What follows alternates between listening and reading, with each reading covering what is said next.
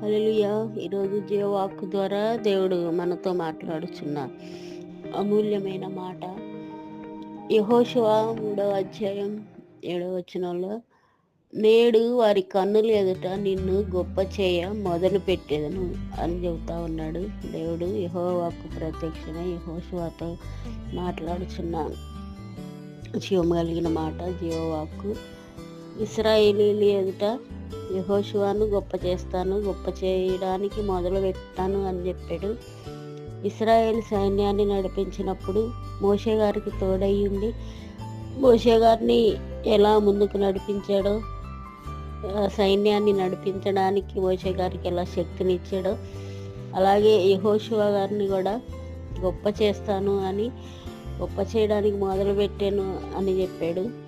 ఈ లోకంలో కూడా ఆయన పరిచర్య చేస్తూ నమ్మకంగా ఆయన సేవలో కొనసాగుతున్న వారి కోసం కూడా ఆయన పని భారం కలిగి బాధ్యత కలిగి చేసేవారు. ఎవరైనా సరే, పరిచారకులు కావచ్చు, సువార్థికులు కావచ్చు, బోధకులు కావచ్చు, వారందరికీ కూడా దేవుడు తోడుగా ఉండి గొప్ప చేయ మొదలు పెడతాడు, గొప్పగా చేస్తాడు.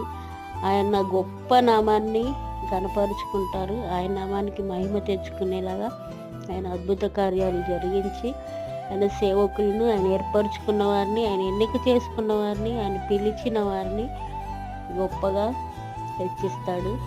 ఎవరైతే తగ్గించుకొని ఉంటారో అన్ని హెచ్చిస్తాడు దేవుడు. దేవుడి చేతి క్రింద ఆయన రెక్కల నీడలో ఆశ్రయం ఉన్నది కనుక ఆయన ఆశ్రయాన్ని కోరిన ప్రతి ఒక్కరిని కూడా గొప్పగా చేస్తాడు.